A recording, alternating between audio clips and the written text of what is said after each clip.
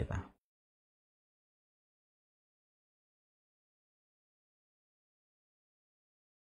Assalamualaikum warahmatullahi wabarakatuh. Innal hamdalillah wassalatu wassalamu ala Rasulillah wa ala alihi wa sahbihi wa man tabi'ahum bi ihsan ila yaumil qiyamah. Kepada seluruh para santri, para santriwati, kepada seluruh para penuntut ilmu dimanapun kita berada, yang semoga kita senantiasa dimudahkan di dalam ketaatan dan dimudahkan untuk mendapatkan dan meraih kebaikan pada kehidupan kita. Yang tidak kalah pentingnya adalah supaya kita senantiasa mendapatkan ilmu, dan yang paling penting dari ilmu adalah barokahnya yang kita pengen petik dan kita pengen dapatkan. Hari ini adalah zaman ketika berlimpahnya ilmu.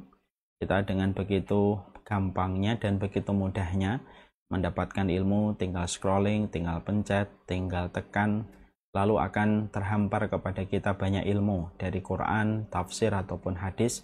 Walaupun kita berada pada zaman yang begitu mudah kita mendapatkan ilmu, tetapi yang menjadi krisis pada kehidupan kita hari ini adalah barokahnya. Karena yang terpenting dari ilmu bukanlah ilmunya, tetapi adalah barokahnya. Orang Yahudi adalah mereka, kelompok manusia yang mereka memiliki banyak ilmu, tetapi tidak mendapatkan barokah dari apa yang mereka pahami dari kebenaran. Dan inilah yang kita khawatirkan. Banyak di antara kita dimudahkan untuk mendapatkan ilmu, tetapi begitu sulit untuk mendapatkan barokahnya. Dan kita harapkan kita termasuk orang yang mendapatkan barokahnya ilmu. Di antara barokahnya ilmu adalah menjadikan kita betul-betul diarahkan oleh Allah. Ketika kita telah mendapatkan barokahnya ilmu, kita diarahkan oleh Allah hanya disibukkan dalam perkara-perkara yang prioritas pada kehidupan kita, yang sesuai dengan kualitas kehidupan kita. Orang yang telah mendapatkan barokahnya ilmu tidak akan tenggelam, tidak akan tertarik kepada sesuatu yang sifatnya remeh-temeh dan tidak prioritas dalam kualitas kehidupan mereka. Dan itulah yang menjadi harapan kita. Semoga kita mendapatkan barokahnya ilmu, dan siapapun yang telah mendapatkan barokahnya ilmu, mereka tidak akan mudah untuk sibuk dalam perkara yang tidak bermanfaat, tetapi mereka betul-betul fokus kepada apa yang menjadi prioritas kualitas dalam kehidupan mereka. Itulah yang menjadi harapan kita. Alhamdulillah, tentunya senang sekali kita pada kesempatan siang kali ini Allah terus memberikan nikmatnya dalam kehidupan kita. Tentunya tidak ada yang kita harus lakukan kecuali adalah kesyukuran yang terus kita memberi, yang terus kita maknai pada setiap apapun yang kita peroleh dan apapun yang kita dapatkan. Siapapun yang dia bersyukur mungkin tidak mendapatkan kekayaan, tetapi pasti mendapatkan kecukupan. Siapapun yang dia bersyukur, mungkin dia tidak mendapatkan kepuasan, tetapi pasti akan mendapatkan keberkahan. Siapapun yang dia bersyukur, mungkin dia tidak mendapatkan kebanggaan, tetapi dia pasti akan mendapatkan keberkahan dalam setiap urusannya. Dan inilah yang menjadi keinginan kita, bahwasanya kita bukan menginginkan kaya, tetapi kita menginginkan lebih dari kaya, yaitu adalah kecukupan. Kita menginginkan bukan hanya sekedar kebanggaan, tetapi adalah kelapangan. Dan kita menginginkan bukan hanya sekedar kepuasan, tetapi kita menginginkan keberkahan. Dan itu tidak bisa kita peroleh, tidak bisa kita dapatkan, kecuali adalah kesyukuran yang kita miliki pada setiap makna yang ada pada kehidupan kita. Semoga kita semuanya termasuk di antara hamba-hamba yang dimudahkan untuk bersyukur kepada Allah dalam setiap urusan kita, dan semoga setiap ilmu, setiap taman surga yang kita ikuti, setiap taklim yang kita ikuti, menjadikan kita dimudahkan untuk senantiasa bersyukur kepadanya. Syukur atas istri kita, syukur atas suami kita, syukur atas anak-anak kita, dan syukur atas semua perkara, baik dalam perkara kecil dan perkara besar yang ada pada kehidupan kita. Kepada Allah kita bersyukur, dan kepada Allah kita menggantungkan segala urusan kehidupan kita. Dan semoga Allah selalu menolong kita dalam setiap urusan kehidupan kita dan menjadikan kita deretan orang yang selalu bersyukur kepada Allah setiap waktunya dan setiap saatnya. Seluruh para penuntut ilmu, banyak di antara kita kalau disebutkan cita-cita dan keinginan kita memiliki banyak sekali jawaban yang variatif dan beragam. Ada yang ingin menjadi kaya, ada yang ingin menjadi pemilik perusahaan, ada yang ingin kerja di sana, ada yang ingin kerja di sini, dengan berbagai macam keinginan.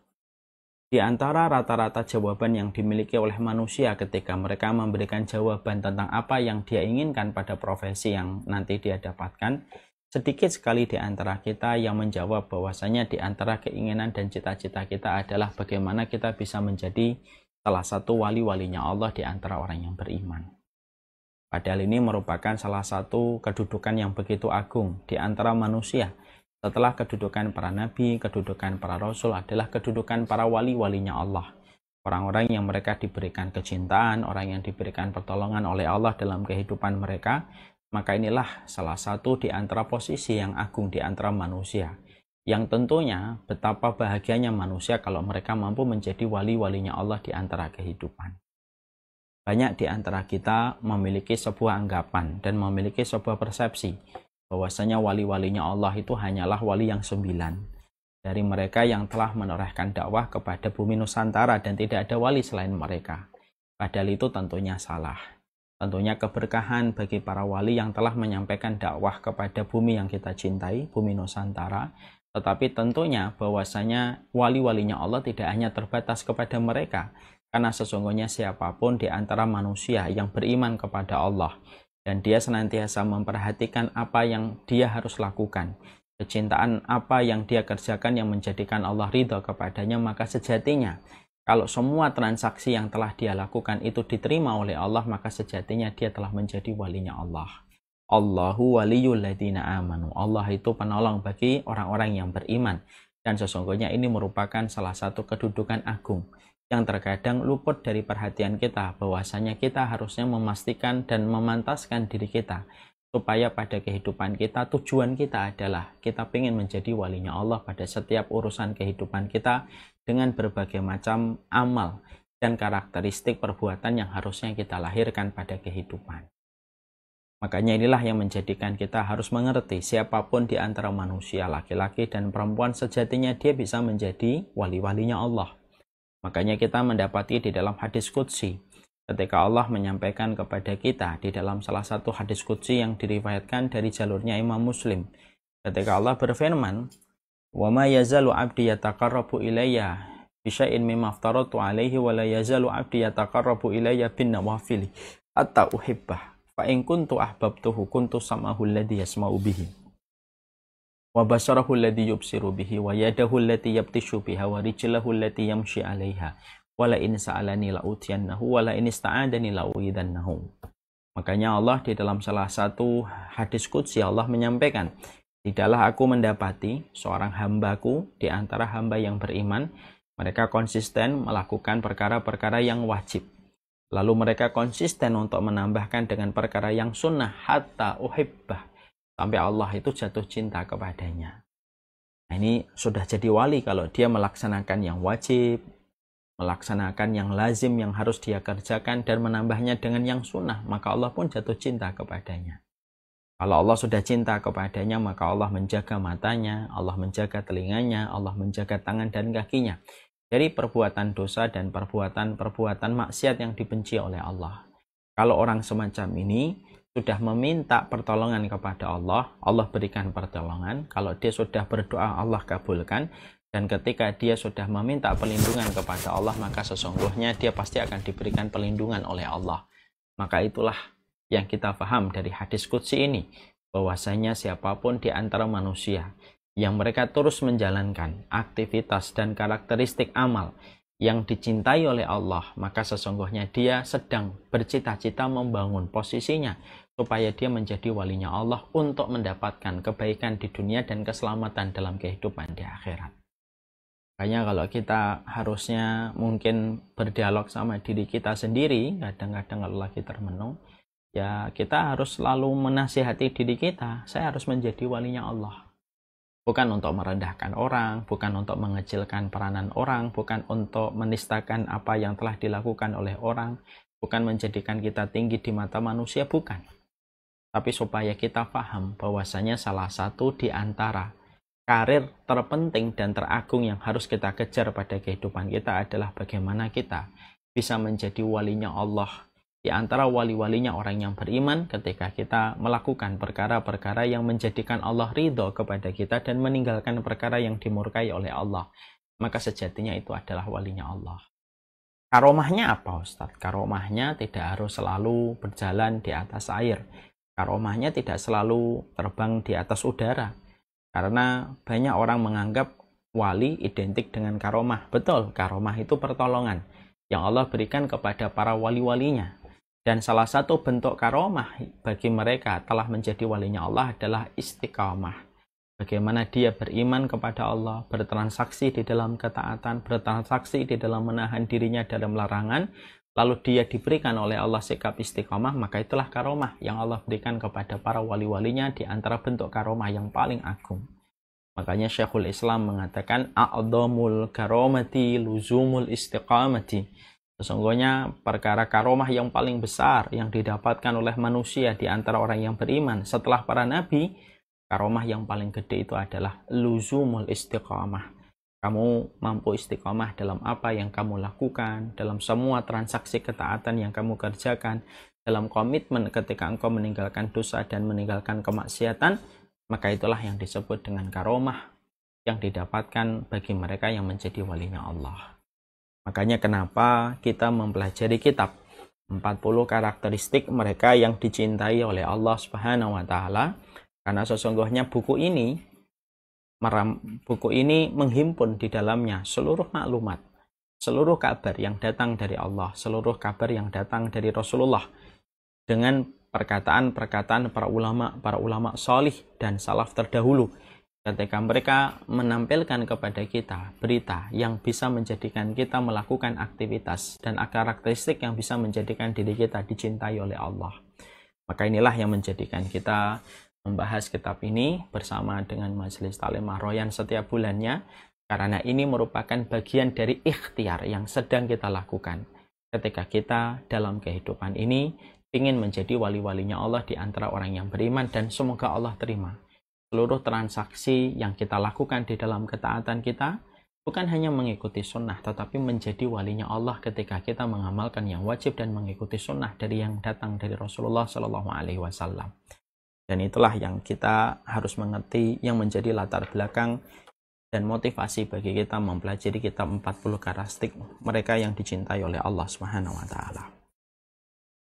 Kita akan melanjutkan kajian kita. Tadi kelihatannya V-nya kelihatannya ada yang sedikit terlewatkan. Kita belum sampai pada pembahasan pemilik kelembutan. Kita masih pembahasan yang ke-15. Tadi saya sempat mendengar habis duhur kajian kita yang terakhir 1 bulan yang lalu. Kita pada kesempatan ini akan meneruskan dan menyempurnakan pembahasan sifat yang ke-15, yaitu adalah orang yang dicintai oleh Allah, yaitu adalah mereka yang memberi manfaat di antara manusia dan memberi manfaat di antara makhluk-makhluknya Allah Subhanahu wa taala. Dan kita ada 2 sifat yang akan menjadi penyempurna pada pembahasan kita pada karakteristik kita yang ke-15. Di sini kita mendapati di antara orang yang memberikan manfaat itu bukan hanya sekedar bagaimana di dalam kehidupan imannya dia berkomitmen untuk memberikan kebaikan yang dibutuhkan oleh manusia di sekitarnya. Lalu orang merasakan manfaat dari apa yang dia lakukan dan dia kerjakan. Karena orang yang beriman itu tahu betul bahwasanya iman itu tidak hanya melulu bicara tentang ibadah mahdhah yang dilakukan secara individual kita dengan Rabb yang menguasai alam semesta. Tapi orang beriman juga memahami bahwasanya jalan keimanan itu juga melulu menyampaikan kepada kita supaya apa yang kita sampaikan, apa yang kita perbuat, aktivitas yang kita pilih pada kehidupan kita adalah memberikan manfaat kepada orang. Dan sesungguhnya amal ketika kita memberikan manfaat kepada orang lain, sampai orang lain mendapatkan kebaikan dari apa yang kita tanam kepada kehidupan mereka, maka sejatinya itu merupakan sebuah transaksi yang paling besar di antara semua transaksi ketaatan yang dilakukan manusia kepada Allah. Kenapa amal memberi manfaat kepada manusia di sekitar kita sampai orang itu merasakan kelapangan dan kemudahan dari manfaat yang kita berikan kepada mereka, itu pahalanya lebih besar daripada ibadah secara individu yang kita lakukan ketika kita menghambakan diri kepada Allah? Maka dijawab oleh Syekh Utsaimin yang sudah saya sampaikan dalam pertemuan sebelumnya, karena Allah itu paling senang ketika amal itu bermanfaat bagi orang banyak daripada manfaat yang kembali kepada dirinya sendiri. Makanya orang yang itikaf selama 30 hari di masjidnya Nabi, yaitu adalah Masjid Nabawi, maka kedudukannya sama dengan orang yang memberi manfaat kepada saudaranya selama 1 hari. Ternyata 1 hari yang dia berikan manfaatnya kepada orang lain 1 hari sebanding dengan 30 hari ketika dia itikaf di Masjid Nabawi selama 1 bulan. Dan itu menunjukkan kepada kita besarnya manfaat, besarnya pahala yang Allah terus berikan kepada mereka yang terus menahan egosentrisnya pada kehidupan mereka dan terus memikirkan orang lain. Siapapun yang mereka di dalam poros keimanan mereka, lalu mereka memiliki jiwa sosial untuk selalu memikirkan orang lain. Kebaikan apa yang mereka bisa berikan kepada orang lain, konsepnya adalah memberi dan bukan diberi dalam setiap kebaikan yang dia sharing dan dia sebarkan. Itulah sejatinya orang-orang yang mereka itu layak mendapatkan kecintaan dari Allah. Semakin besar manfaat yang kamu tinggalkan, semakin besar transaksimu akan dilipat gandakan oleh Allah. Dan ini sudah kita bahas pada pertemuan sebelumnya. Maka di antara yang kita harus renungkan adalah sebuah hadis dari Rasulullah SAW. Dan hadis ini membuat renungan bagi kita, bagi komunitas kita, bagi lembaga dakwah kita, bagi apapun yang kita miliki.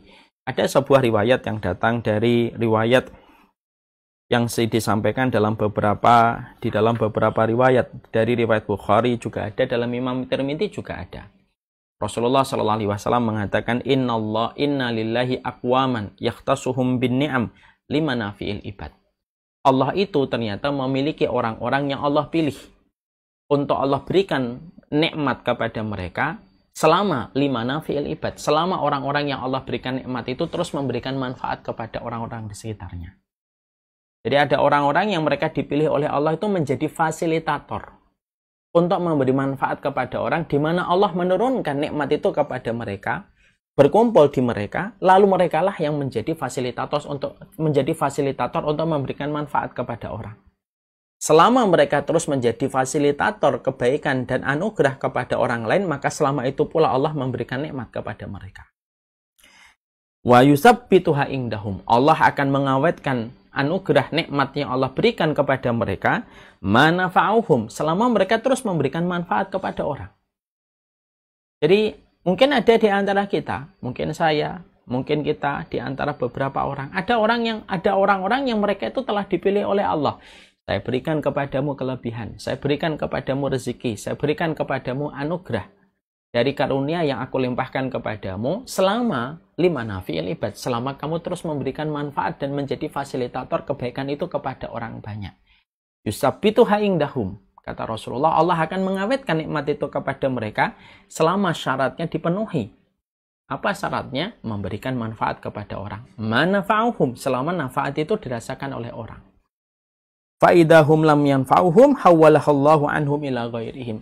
Kalau ternyata dia sudah tidak lagi memberikan manfaat kepada orang terhadap nikmat dan anugerah yang sudah Allah titipkan kepadanya, lalu orang-orang itu dan orang-orang yang Allah pilih itu tidak lagi memberikan manfaat kepada orang, maka Allah pindahkan nikmat dan anugerah yang sudah Allah berikan kepada mereka sebelumnya, Allah pindahkan kepada kaum, Allah pindahkan kepada keluarga yang mereka berkenan untuk terus memberi fasilitator kebaikan kepada orang di sekitar mereka.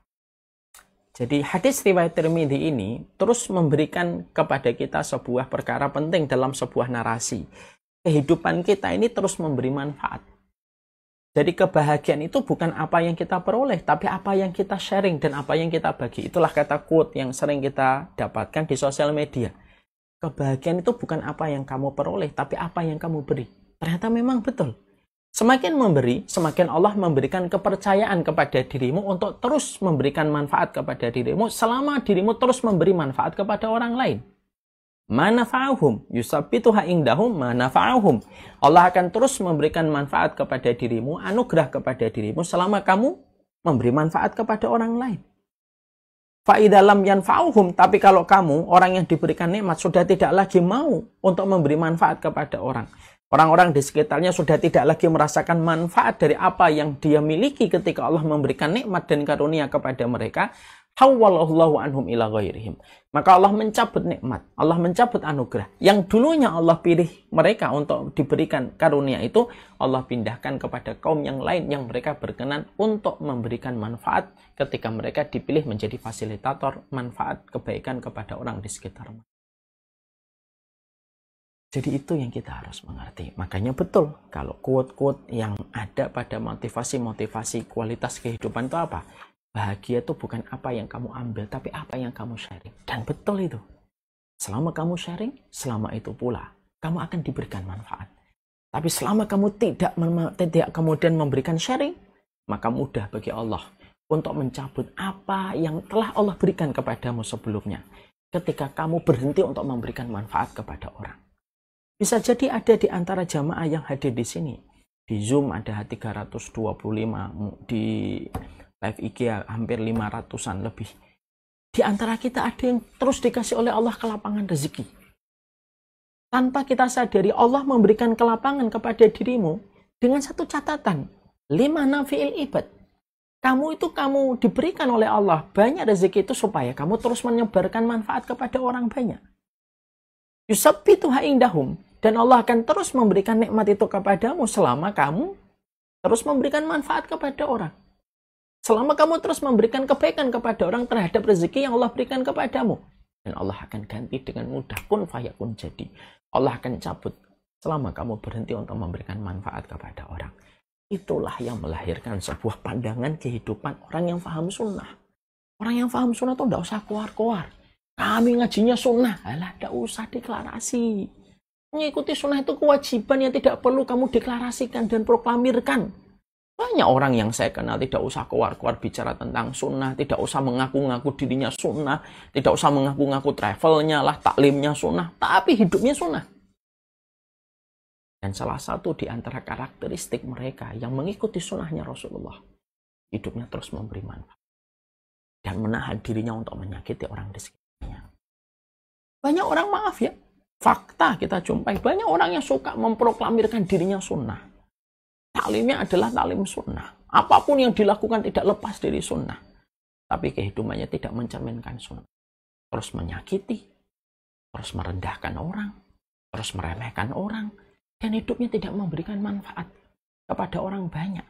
Kalaupun memberi manfaat hanya kepada kelompoknya dan tidak pernah lebih daripada kelompoknya. Bukan itu dari komitmen sunnah. Yaitu adalah memberi manfaat. Dan ini sudah kita pelajari. Di antara poin penting juga ketika kita mempelajari karakteristik kita yang ke-15 adalah memberikan manfaat itu adalah ada dua yang juga harus kita perhatikan. Bagaimana yang pertama tadi, konsepnya adalah terus memberikan manfaat. Jadi kita terus memberikan manfaat kepada orang. Dan Allah terus memberikan anugerah selama kita terus memberikan manfaat kepada orang. Yang termasuk di antara yang paling bermanfaat kepada manusia itu apa? Yaitu adalah bagaimana orang apabila mereka itu menjadi manusia yang paling bermanfaat. Di antara makna yang dicakup memberi manfaat itu apa? Mereka tidak pernah meninggalkan bekas dan jejak yang buruk pada orang lain. Dengan mengumbar rasa kemarahan dan emosi yang dia miliki. Ibarat tembok. Dia tidak pernah nancapkan paku di tembok itu lalu meninggalkan bekas. Ibarat tembok. Dia tahu bagaimana dia harus menahan perkataannya apabila dalam kondisi marah. Supaya dia tidak meninggalkan bekas pada tembok-tembok kehidupan dan dinding hati manusia yang ada di sekitarnya. Maka itulah yang kemudian menjadi salah satu sifat di antara pemilik manfaat.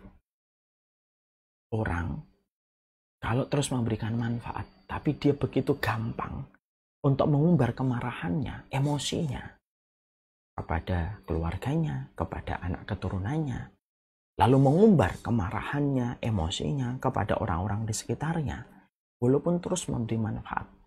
Tapi kalau diiringi dengan sebuah sifat untuk gampang marah dan emosional, maka pada hakikatnya dia kayak gali lubang tutup lubang.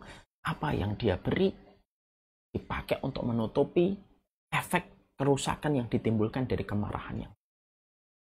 Dan ini menjadi tidak sinkron. Makanya ditulis di dalam pembahasan ini, bagaimana di dalam kehidupan orang yang paling memberikan manfaat itu apa?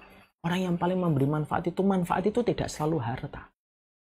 Kamu menahan marahmu ketika kamu punya kesempatan dan punya alibi serta punya alasan untuk memberikan kemarahanmu, lalu kamu menahan diri supaya kemarahanmu tidak membekas luka di hati orang, itu pun termasuk manfaat yang besar. Berapa banyak orang hari ini mendapatkan akses kemarahan manusia, maka ini perkara yang menghancurkan manfaat. Kemarahan itu meninggalkan bekas. Sebagaimana tembok kalau sudah dipaku dengan sebuah paku, walaupun kita mencabut pakunya, tetap meninggalkan bekas dari kemarahan itu. Makanya akhirnya kita jumpai dalam salah satu riwayat yang disampaikan oleh Rasulullah SAW dalam satu riwayat Abu Hurairah, "Ausini qala la taghdab faraddada miranan la taghdab." Makanya ada seorang laki-laki ketemu Rasulullah, ketika ketemu Nabi sebagai referensi manusia dalam kehidupan petunjuk syariat, maka dia langsung berkata kepada Nabi dengan sebuah perkataan yang mewakili semua kebaikan. Ausini. Ausini itu kasihlah saya wasiat. Berarti yang diminta sama laki-laki ini tuh mewakili seluruh kebaikan. Karena dia menggunakan kalimat ausini ya Rasulullah. Berikanlah saya wasiat ya Rasulullah. Artinya, sebuah perkara yang mewakili semua kebaikan yang ditinggalkan Nabi kepada orang itu. Dan wasiat itu kan identik antara bapak dengan anak. Ini menunjukkan tentang perkara besar yang datang dari orang yang mencintai kita dan kita mencintai mereka. Maka laki-laki itu memilih kata-katanya itu tepat. Ausini ya Rasulullah.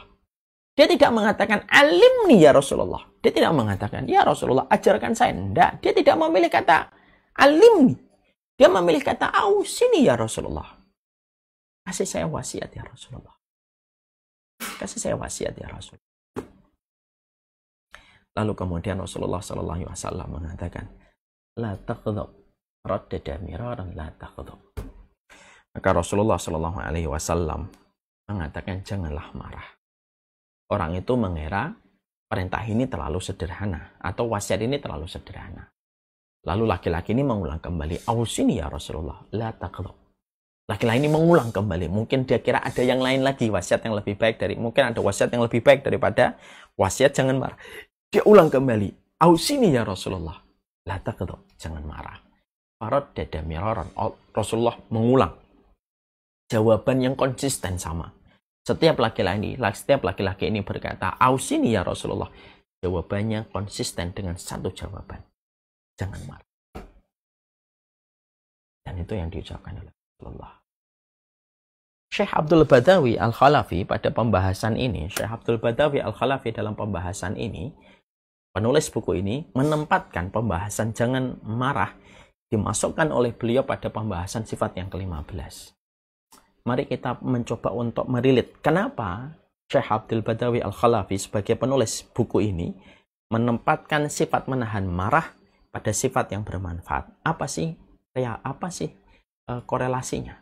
Korelasinya simpel. Menahan marah pun sudah merupakan perkara yang paling bermanfaat bagi manusia. Jadi beliau, Syekh Abdul Badawi Al-Khalafi itu pengen menyampaikan kepada kita. Perkara bermanfaat itu tidak hanya melulu ketika kamu memberikan uang, ketika kamu membayar utang, ketika kamu memberi senyum, ketika kamu memberikan kebaikan dari kecukupan yang dia butuhkan pada hari itu. Kamu menahan marah saja sudah sangat bermanfaat bagi manusia. Ya, seolah ya, ini kan akan kita relate kalau kita sering mendengar bahasa parenting ya. Saya seolah ya lagi banyak memperbanyak referensi menjadi orang tua ya, parenting itu. Ada salah satu referensi yang saya baca. Memarahi anak itu sekali dalam perkara yang tidak ma'ruf, artinya bukan dalam perkara yang sifatnya yang betul-betul diperlukan ya, artinya bukan karena hal yang syar'i, ada orang tua marah, bukan dalam perkara yang syar'i, maka itu apabila terlimpar atau kemudian keluar dari mulut manusia, maka itu mematikan jutaan syaraf yang ada pada diri kehidupan anak dalam tumbuh kembangnya. Dan itu mematikan syaraf-syarafnya. Mungkin ibu-ibu dan bapak sering membaca tentang penelitian tentang bagaimana efek kemarahan orang tua kepada anak. Apalagi kalau terus secara konsisten orang tuanya sering marah, terjadilah sebuah perilaku dari sebuah kondisi yang disebut dengan hutang pengasuhan. Bapak ibunya terus marah, emosional terus dalam perkara apapun. Apalagi kalau dia menjadi orang tua tiger parenting. Tiger parenting itu orang tua yang keras, semuanya harus keras. maka itu menimbulkan bekas yang sangat mendalam pada hati dan kejiwaan seorang anak. Dan itu terkadang terbayarkan ketika dia dewasa, dia melakukan hal yang sama. Dan akhirnya menjadi bola salju yang semakin menggulung, semakin mengikis kebaikan. Itu baru anak.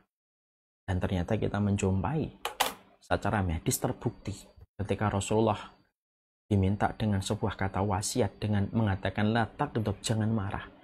Karena pada dasarnya kemarahan itulah yang menghilangkan setiap banyak makna kebaikan dalam kehidupan kita. Bukan hanya anak. Bukankah saya sudah pernah menyampaikan ya, tanaman yang sering mendapatkan objek kemarahan dan emosi dari pemilik tanaman, itu tumbuh kembangnya tanaman itu akan berbeda dengan tanaman yang dia mendapatkan objek kasih sayang dan kata-kata yang lembut dari orang yang memiliki tanaman. Saya pernah menyampaikan tentang kisah nyata, ada orang yang memiliki tanaman, lalu dia memberikan penelitian pribadi ya, untuk dirinya. Dia memiliki tanaman, dia pisah jadi dua. Ada tanaman yang satu, tidaklah dia datang, dia kecuali mencela makanan itu. Dia mencela tanaman itu, dia marah pada tanaman itu. Mengatakan pada tanaman itu, tanaman jelek, tanaman yang banyak nuntut, kurang air, warnanya tidak bagus, bunganya tidak indah. Terus setiap hari dia memperlakukan tanaman itu.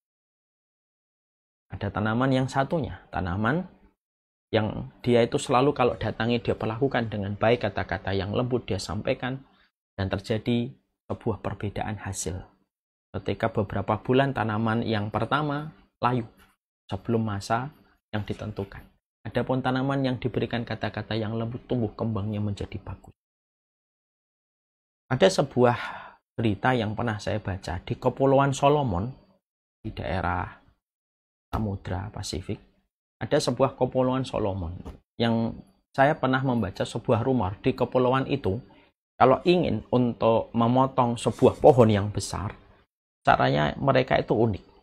Caranya itu adalah kalau mereka akan memotong pohon yang paling besar, yang mereka lakukan adalah 40 hari sebelum dipotong, setiap penduduk kampung di Kepulauan Solomon itu, mereka meneriaki pohon itu dengan kata-kata kemarahan, hujatan, celaan, setiap mereka melewati pohon itu.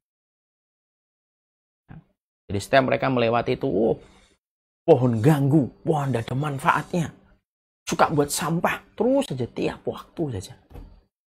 Nanti seiring dengan waktu, maka pohon itu kemudian mulai rontok, pohon-pohonnya mulai kering.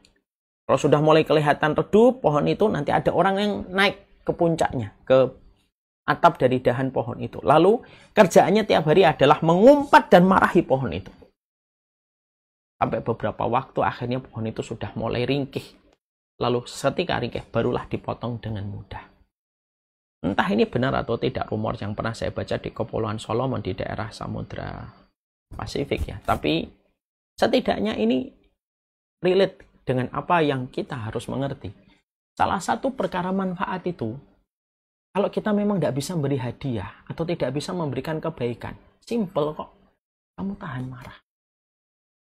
Ketika kamu memiliki kekuatan untuk melampiaskan marahmu, kamu punya kekuatan untuk melampiaskan marahmu, tapi kemudian kamu diam, kamu tidak marah. Maka itulah orang-orang yang mereka itu betul-betul memberikan manfaat besar. Karena apa? Mungkin orang yang kita tidak jadi marahin, tidak merasakan langsung dari apa yang kita lakukan ketika menahan marah untuknya. Tapi Allah yang akan memberikan keutamaan besar bagi mereka yang menahan marah.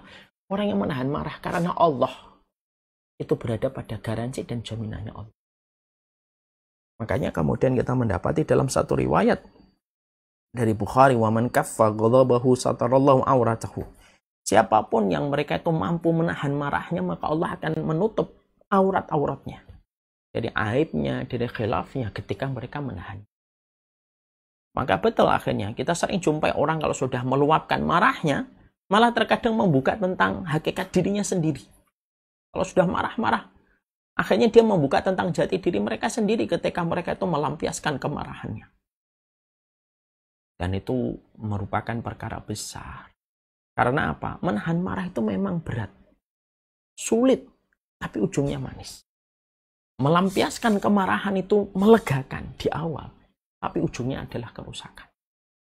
Ya. Makanya Masya Allah, disinilah sampai kita mendapati sebuah perkara yang disampaikan oleh Rasulullah SAW. Wa man kadhama ghaiduhu walau sya'a ayyumdiyahu amdahu ma'allahu qalbahu raja'a yaumal qiyamah. Siapapun yang menahan marahnya, padahal dia mampu untuk melampiaskan marahnya dan mampu melampiaskannya, niscaya kalau dia mampu menahan marahnya karena Allah, niscaya Allah akan memenuhi hatinya dengan harapan untuk mendapatkan balasan pada waktu hari kiamat.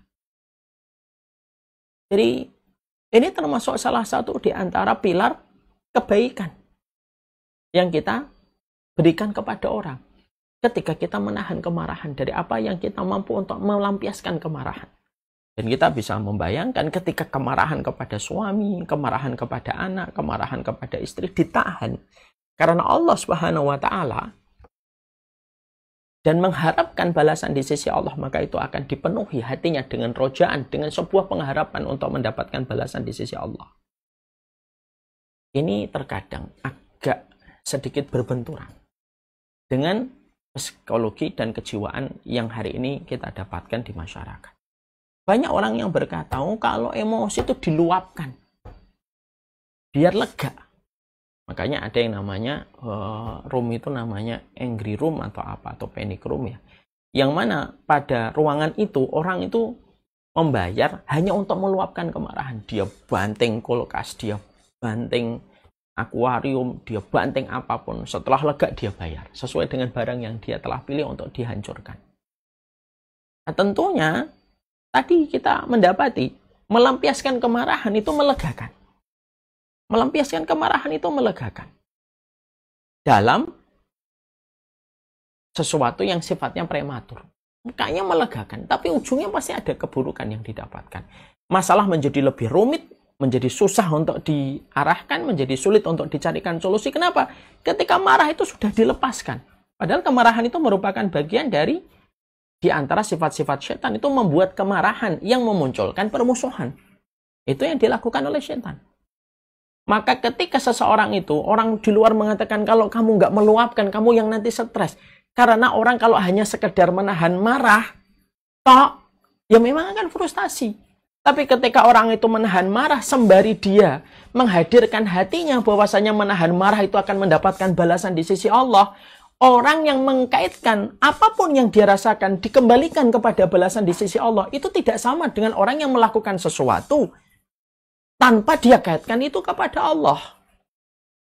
Jadi harus ada bandulnya supaya terangkat itu. Bandulnya ini apa? Mengingat kebaikan yang Allah berikan. Allah akan menutup aibmu. Allah akan menutup khilafmu. Allah akan menutup kesalahanmu. Allah akan menutup ketika nanti di pengadilan Allah itu Allah mampu memperlihatkan seluruh dosa-dosamu karena engkau menahan marah. Karena Allah tutupi segala dosamu. Dan itu yang Allah janjikan untuk menjadi bandulan, untuk menjadi pemberat. Ya kalau kayak palang, bisa naik gini itu kan karena di sini ada pemberatnya. Pemberatnya itu harus ingat Allah. Maka kemudian ini akan naik dengan begitu mudah sifat untuk menahan kemarahan. Tetapi pemberatnya ini harus karena Allah. Kalau hanya sekedar menahan marah, lalu kita tidak kaitkan kepada Allah, maka tentunya akan berefek kepada keburukan kepada diri kita. Karena kita tidak mengingat balasan yang nanti Allah berikan. Makanya orang beriman tidak sama dengan orang yang tidak beriman. Makanya di sini Allah sampaikan, mala Allahu qalbahu roja'an yaumal qiyamah. Siapapun yang menahan marah, yang mana dia mampu melampiaskan kemarahan, mala Allahu qalbahu roja'an yaumal qiyamah. Allah akan isi, Allah penuhi hatinya dengan sebuah pengharapan yang besar kepada hari kiamat. Dan dia terus merindukan pertemuan dengan Allah untuk mendapatkan balasan terindah dari apa yang dia lakukan ketika menahan marah. Gitu kan? Menahan marah. Makanya sampai kita dalam konteks kehidupan berkeluarga, sampai kita harus ingat apa yang pernah disampaikan oleh Abu Darda. Kalau istrimu marah, ketika istrimu jadi api, jadilah kamu air. Kalau suamimu jadi api, jadilah kamu menjadi air. Maka rumah tanggamu akan baik-baik saja. Kecuali pada perkara syariat yang sudah dilanggar. Disitulah kita paham. Menahan marah itu merupakan salah satu di antara manfaat besar yang diberikan kepadamu. Orang yang paling berhak ditahan amarah kita itu siapa? Ya suami. Sekarang itu, wallahu a'lam bishawab ya. Mungkin karena banyaknya kajian yang selalu menyebutkan haknya istri, banyak seorang istri yang terkadang begitu mudah untuk melampiaskan emosinya dan kemarahannya kepada sang suami. Dia lupa orang yang paling berhak untuk ditahan amarah dari kita itu ya pasangan hidup kita. Orang yang paling layak dengan udzur kita ini siapa? Ya pasangan kita kan. Dan kemudian anak-anak. Makanya Masya Allah ya, ada sebuah dialog imajiner. Tapi layak menjadi sebuah renungan untuk kita. Dialog imajiner ini adalah ketika ada seorang anak. Dia bertanya sama bapaknya gitu. Kenapa saya harus menahan marah? Kenapa pesan kamu kepada saya, wahai bapak? Janganlah saya gampang untuk marah. Lalu bapak saya memerintahkan saya untuk menanam paku di dinding. Dia menanam paku di dinding. Kalau kamu marah, kamu pukul paku ke dinding. Setiap dia marah, dipukul satu paku ke dinding kamarnya. Ada kejadian apa lagi, marah, dia pukul dinding itu. Dia pukul apa lagi, dia marah, dia pukul dinding kamarnya itu dengan paku itu. Sampai akhirnya separuh dari dinding itu penuh dengan paku. Setelah separuh dari dinding-dinding itu, bapaknya berdialog kembali dengan sang anak. Walaupun ini dialog imajiner, tapi layak untuk kita tadabburi. Lalu sang bapak berkata kepada, masalah-masalah yang membuat kamu marah ini, yang memenuhi dinding kamarmu ini separuhnya ini, sekarang masih membuatmu marah? Enggak, sudah biasa aja. Oke, kamu masih ingat apa saja poin-poin yang menyebabkan kamu marah pada dinding kamar ini? Ya, saya ingat. Kalau kamu merasa sudah bisa untuk melupakan kejadian itu, kamu cabut pakunya dari dinding kamarmu. Dicabut satu, ingat, dicabut lagi ketika dia sudah mulai belajar untuk menerima dan dia belajar untuk legowo terhadap masalah-masalah yang pernah membuat dia marah. Dicabutin itu perkara-perkara yang pernah membuat marah. Setelah separuh lebih dari paku-paku itu dicabut oleh anak, maka sang bapak berkata, apa yang kamu lihat dari dinding kamarmu? Bekas-bekas dari paku itu yang tidak bisa saya kembalikan lagi sebagaimana semula. Lalu bapak itu mengatakan, itulah kenapa di dalam agama kita disuruh untuk menahan marah. Karena bekas dari kemarahan itu bisa jadi seumur hidup kamu tidak akan bisa menghilangkan. Berapa banyak seorang istri dan suami, orang tua dengan anak, mengucapkan kalimat pada kemarahan tanpa dia sadari kalimat itu sudah keluar dari mulutnya. Lalu akhirnya terus berjalan. Dan penerima kalimat itu meminta keadilan kepada Allah. Tanpa kita sadar. Saya pernah mengucapkan sebuah analogi yang sederhana saja. Dan analogi ini sering saya pakai. Ambilkan saya botol itu, nak. Botol yang kecil itu. Yang kecil. Nah, itu. Saya pernah memberikan sebuah analogi yang sederhana. Tapi bisa kait-kait kena marah. Anggap ini botol. Anggap aja ini adalah botol. Yang di dalamnya ada air soda. Kalau saya kocok-kocok botol ini yang penuh dengan air soda, kocok dengan luar biasa, kemudian saya buka tutupnya, apa yang terjadi? Seluruh soda di dalam botol ini akan keluar muncrat. Dan bahkan mungkin botol ini yang asalnya 500 mg atau 1 liter, airnya tinggal beberapa mili.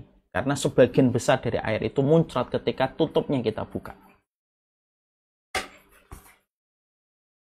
Tapi beda kalau saya punya botol isinya soda 1 liter. Saya kocok-kocok. Bergemuruh ini sodanya di dalam botol ini. Saya biarkan aja. Saya tidak buka tutupnya. Saya biarkan saja. Apa yang terjadi? Soda yang asalnya bergemuruh pingin keluar. Ketika tutupnya tidak dibuka. Lambat waktu berjalan. Maka gemuruh dari soda itu mengecil. Dan akhirnya air tetap terjaga 1 liter dan tidak berkurang. Soda dan kocokannya itu ibarat kemarahan yang sedang ada pada hati kita. Mulut kita ini ya botol, ini adalah tutup botolnya. ketika kita mengungkapkan apa yang sedang bergejolak pada hati dan dada kita, maka sekalinya kita buka, keluar semua kualitas kehidupan kita menjadi hilang lebih. Karena kita sudah mengeluarkan unek-uneknya semuanya dalam bentuk kemarahan. Baik yang kita carikan alibi pembenaran ataupun yang tidak kita carikan alibi pembenaran. Tapi kalau kita diamkan sembari kita mengingat balasan di sisi Allah, seiring dengan waktu, maka akhirnya kemudian akan mereda. Makanya sampai kita mendapati kaidah-kaidah fiqhiyah, la tolak fi iglaq. Tidak ada terjadi tolak ketika kamu sedang marahnya itu menutupi kesadaran kamu. Maka mengapa orang yang sedang marah tidak boleh memutuskan hukum dalam Islam? Kenapa? Karena dia tidak sadar kemarahan itu menghilangkan akal sehatnya. Ya. Itulah kenapa di dalam hukum Islam bahwasanya hakim kalau sedang marah itu tidak boleh memutuskan hukum. Orang yang marah besar gitu dalam pertengkaran suami istri, kok sampai meledak kemarahan sang suami, tanpa dia kontrol kesadarannya ketika akibat memuncaknya rasa marah, itu pun tidak disahkan talak yang dia ucapkan ketika kemarahan itu menghalangi akalnya. Makanya sampai kita jumpa itulah kemarahan. Akibat dari sebuah kemarahan itu menghilangkan sumber daya manfaat yang pernah dilakukan. Seorang suami, istri melakukan kebaikan, lalu melampiaskan kemarahan. Semua kebaikan itu bisa hilang sekaligus ketika semua sumber daya manfaat SDM, sumber daya bukan manusia, sumber daya manfaat yang dia telah berikan kepada suaminya itu ternyata terhapuskan, tergantikan dengan satu kemarahan dia ketika melampaui batas. Sama dengan botol yang isinya soda yang dikocok dengan begitu kerasnya, ketika dibuka seluruh isi botol itu kemudian muncrat bersama dengan terbukanya botol itu. Makanya kenapa di dalam syariat sunnah itu kalau marah disuruh untuk duduk, kalau marah disuruh untuk berbaring, kalau marah disuruh untuk menjauh dulu, kalau marah disuruh untuk wudhu, kalau marah disuruh untuk sholat, kalau marah disuruh untuk rebahan. Karena kalau diturutin, hilanglah jutaan kebaikan yang dilakukan. Dari manfaat yang mungkin dia pernah torehkan itu menjadi hilang ketika orang itu melampiaskan kemarahan. Ini yang kemudian kita jumpai. Makanya disinilah kita akhirnya mendapati, ya, bahwasanya Allah menyampaikan kepada kita dalam surat Asy-Syura ayat yang ke-37, walladzina yastanibuna kaba'iral ismi wal fawahish wa idza ma ghadibu hum yaghfirun. Pada surat Asy-Syura 37 Allah menyampaikan kepada kita, orang-orang yang mereka itu mendapatkan keridhaan dan surganya Allah itu adalah orang-orang yang menjauhi dosa-dosa besar. Dan mereka menjauhi perbuatan-perbuatan keji. Dan apabila mereka marah, wa idza ma ghadibu, dan ketika mereka dalam kondisi marah, hum yaghfirun, justru mereka itu lebih mendahulukan memberi maaf, ya, kepada orang-orang yang telah membuat mereka marah. Makanya kita dapati pula pada surat Ali Imran ayat 134, alladzina yunfikuna fis sarra'i wad dharra'i wal kadhiminal ghaidha wal 'afina 'anil nas wallahu yuhibbul muhsinin. Allah menyampaikan pada surat Ali Imran 134, orang yang menafkahkan hartanya di waktu lapang ataupun di waktu sempit, dan orang-orang yang menahan marahnya dan memaafkan kesalahan orang, maka Allah itu menyukai perbuatan baik mereka. Makanya kita jumpai di dalam pintu surga. Pintu surga itu kan ada 8. Ada pintu sholat, ada pintu puasa, ada pintu sedekah, ada pintu jihad, ada pintu aiman, pintu yang dilewati sama orang yang masuk pada 70.000 orang yang masuk surga tanpa hisab. Ada pintu ridho, ada pintu taubat, ada pintu wal kadhiminal ghaidha wal 'afina 'anil nas. Ada pintu orang yang menahan marah dan memberi maaf. Ada pintu memberi maaf, menahan marah dan memberi maaf. Insya Allah ya, sampai saking utamanya amal ini, sampai Allah namakan salah satu pintu di antara 8 pintu dengan nama wal kadhiminal ghaidha wal 'afina 'anil nas. Tahan marahmu, maafkan.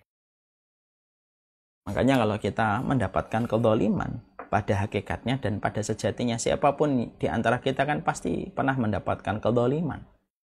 Entah orang yang dolim yang kenal kita mendolimi kita, walaupun kita tidak pernah ngotak-ngatik apa yang menjadi kehidupan mereka. Kan orang-orang kayak gitu ya kadang-kadang. Kita tidak pernah ngotak-ngatik kehidupannya, tapi mereka ngotak-ngatik kehidupan kita. Sok tahu kehidupan kita, sok mengerti kehidupan kita. Lalu mereka menjatuhkan kehormatan, marwah, kehidupan kita. Maka pada dasarnya siapapun mereka yang terdolimi, dan mereka sebenarnya bisa membalas kedoliman itu dengan melampiaskan dengan kedoliman yang sama kepadanya, tapi dia memilih untuk memaafkan, maka itu merupakan salah satu di antara amal yang paling besar, di antara amal-amal besar yang memberatkan mizan kebaikan manusia. Dan hampir mizan tidak kuat memikulnya. Bagi orang yang suka memaafkan, sebagaimana dia suka dimaafkan kesalahannya oleh Allah. Makanya nanti pada sebuah asar itu disampaikan oleh Rasulullah SAW, nanti kalau pada hari kiamat, nanti ada panggilan dari malaikat. Aina haula ajruhu 'ala Allah. Mana orang-orang yang pahalanya dikasihkan langsung oleh Allah. Yang menjawab seruan malaikat ini bukan sembarangan orang. Bukan orang yang sholat, bukan orang yang puasa, bukan orang yang sedekah. Galah, enggak. Tapi yang menjawab seruan dari malaikat, aina haula ajruhu 'ala Allah. Mana orang-orang yang pahalanya disempurnakan oleh Allah, yang nanti pahalanya langsung dikasihkan oleh Allah. Yang menjawab dan merespon panggilan malaikat ini pada waktu hari kiamat itu siapa? Orang-orang yang terdolimi lalu dia memaafkan. Nah, dia yang menyambut panggilan itu. Lalu lalu malaikat mengarahkan di satu tempat. Kamu di sini nih tempatnya. Orang-orang yang pernah memaafkan, orang-orang yang mendolimi mereka dengan luar biasa dan mereka tetap memaafkan karena Allah, maka mereka dikhususkan di sebuah tempat khusus itu. Di tempat itulah Allah sendiri yang memberikan piala pahalanya dan tidak diwakilkan kepada para malaikat. Saking istimewanya trofi yang Allah berikan, piala yang Allah berikan kepada orang yang mampu mengakhirkan emosinya, lalu mendahulukan ridhonya Allah dengan memberi maaf. Ini sebenarnya saya nasihatin diri saya sendiri. Ustaz, susah, memang susah. Ya. Dan orang, kita menasihati masing-masing dari diri kita.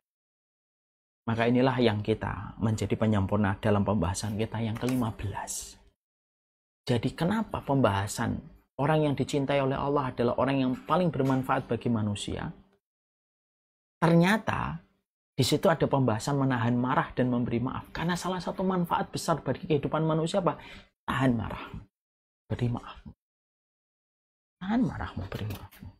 Berapa banyak orang yang menahan marah, lalu masalah-masalah yang dia jumpai lebih mudah untuk diselesaikan daripada orang yang sudah melampiaskan kemarahan.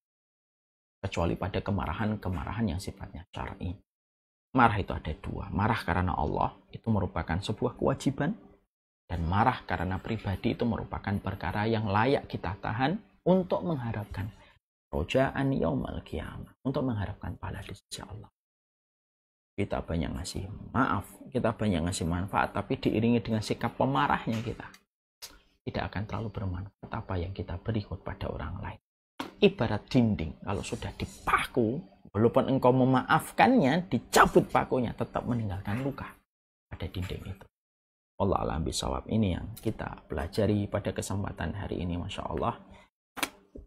Nasihat dan teguran langsung Allah kepada saya, kepada kita, kepada seluruh para penuntut ilmu tentang bagaimana kewajiban kita untuk menahan marah dan memberi maaf, yang merupakan bagian dari penjelasan akhir atau final partnya dari sebuah pembahasan memberi manfaat, yang merupakan salah satu sifat orang yang dicintai oleh Allah Subhanahu wa Ta'ala. Alhamdulillah kita bersama dengan ratusan orang yang ada di live IG dan ada di Zoom.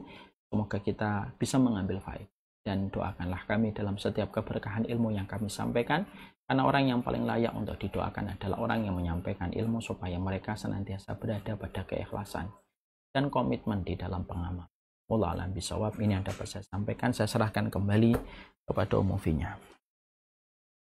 Barakallahu Ustaz untuk pencerahannya, wa jazakallahu khairan, dan di sini kita mendapatkan ilmu baru bahwa dengan menahan marah dan memberi maaf itu juga merupakan salah satu bermanfaat yang bagi banyak orang manusia ya Ustaz ya, itu sangat besar nilainya gitu Ustaz, dan itu memang bukan perkara yang mudah Ustaz. Sedikit Ustaz sudah banyak ada pertanyaan di layar. Ustaz tadi kalau misalnya seorang menahan marah ya Ustaz, artinya kan dia harus juga mempunyai kesabaran dan dia juga harus bisa menjaga lisannya tadi tidak mengucapkan kalimat yang tidak baik Ustaz. Nah, pada saat itu memang perkara yang sulit ya Ustaz gitu loh. Jadi apakah dibolehkan kalau dalam syariat? Sebentar Ya. Kacamata saya jatuh. Oh, subhanallah. Ya gimana Udah tua jadi Ya. kalau nggak pakai kacamata kelihatan. Ustaz, jadi kalau misalnya apakah dibolehkan di dalam syariat? Misalnya tadi kan Ustaz juga menyampaikan bahwa kalau kita marah, pertama ada syariat, kita duduk dulu gitu ya Ustaz ya, untuk supaya tidak berkata-kata yang tidak baik gitu Ustaz. Tapi kadang-kadang gini Ustaz, kalau kita menarik ya Ustaz, kadang-kadang kalau orang tadi Ustaz bilang lagi marah, ditahan aja pokoknya, ibaratnya tadi kayak botol soda tadi ya Ustaz ya, Iya. ditahan kata Ustaz, nggak usah dibuka gitu. Tapi Ustaz, ini qadarullah loh, banyak sekali di lingkungan dekat saya ini orang yang seperti itu menahan marah tidak keluar, banyak penyakit Ustaz gitu. Apa nih Ustaz? Jadi misalnya ya secara psikisnya artinya jadi mengganggu kesehatan jiwa dia gitu Ustaz. Itu satu Ustaz. Nah, dalam syariat apakah boleh? Misalnya kita lagi marah gitu Ustaz, terus kita pergi aja dulu gitu. Pergi gitu Ustaz, tapi misalnya tidak diketahui oleh pasangan kita gitu loh Ustaz ya, supaya menghindari hal pergi, tapi ini begitu kena ya udah kita pulang. Boleh nggak itu Ustaz dari syariat Islam? Memang Ustaz. Ini kelihatannya ada irisan yang luput difahami dari pertanyaan ini. Saya tanya sama Umufinya. Yang dilarang itu marah atau melampiaskan apa yang perlu disampaikan? Melampiaskan apa yang disampaikan. Yang dilarang itu marahnya atau marahnya atau melampiaskan? Marah tadi Rasulullah suruh. Marahnya kan? Caranya. Iya. Adapun melampiaskan apa yang kita rasakan, boleh atau tidak boleh? Saya misalkan kecewa nih, saya majelis taklim Ar-Royan, kecewa dalam beberapa hal. Terus, saya tidak marah, saya menyampaikan, harusnya majelis taklim Ar-Royan tuh begini, harusnya begini ya harusnya begini. Oh gitu ya Ustadz, ya iya. Tapi saya menyampaikan, saya tidak marah-marah. Boleh atau tidak boleh? Umufinya? Hilang umufinya. Mungkin dia lagi menahan marah nih. Umufinya? Afwan Ustadz, sepertinya. Iya. Saya tanya sama, ini siapa ini? Umu Farah atau Umu Farah? Terpental Ustadz. Umu Farah ini ya. Sekarang saya tanya ini, Umu Farah, penggantinya Umu Finya. Kalau saya memiliki sebuah harapan kepada majelis taklim Ar-Royan, lalu harapan itu atas berbagai macam evaluasi yang selama ini saya lihat, lalu harapan itu saya sampaikan kepada majelis taklim Ar-Royan, apakah itu diperbolehkan atau tidak, Umu?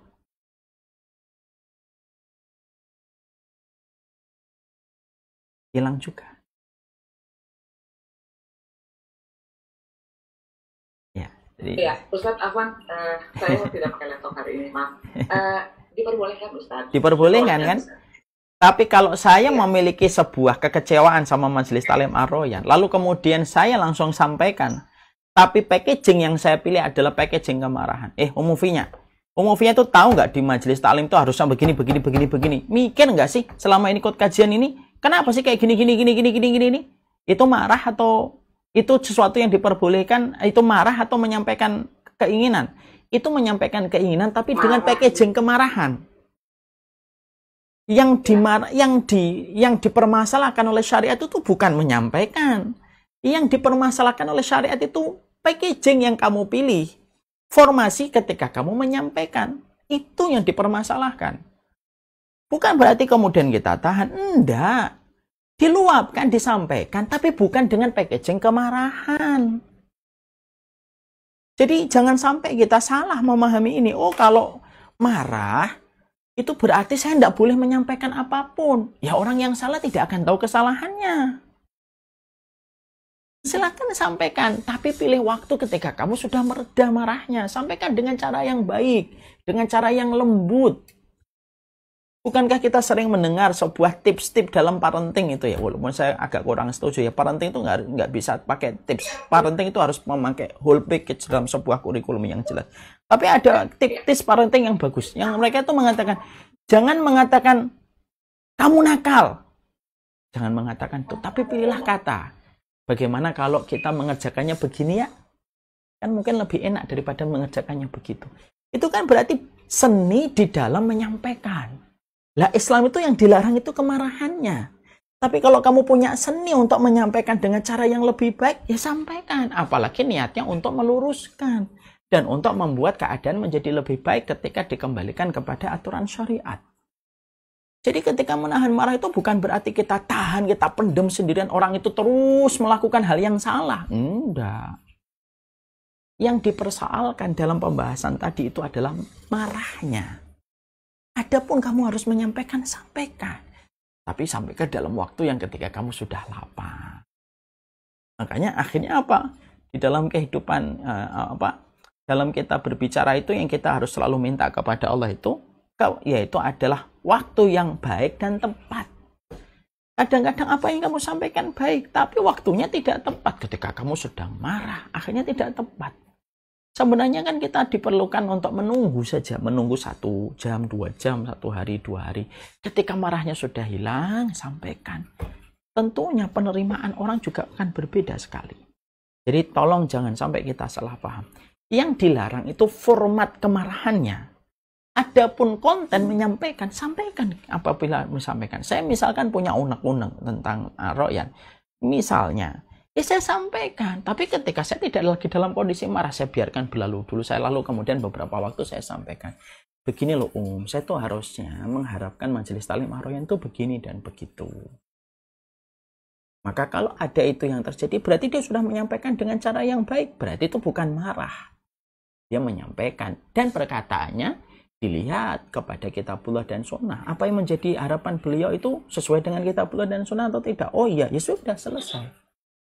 Bagaimana mungkin ibu-ibu punya kekecewaan sama orang, kekecewaan sama ini, sampaikan. Tapi jangan ketika lagi emosi. Itu yang diarahkan oleh syariat. Jadi jangan ditelan, dimakan sendiri. Yang memang betul kalau tadi ada yang mengatakan kalau nggak diluapkan, akhirnya jadi penyakit untuk diri kita sendiri. Ya memang betul. Kita disuruh untuk menyampaikan kok.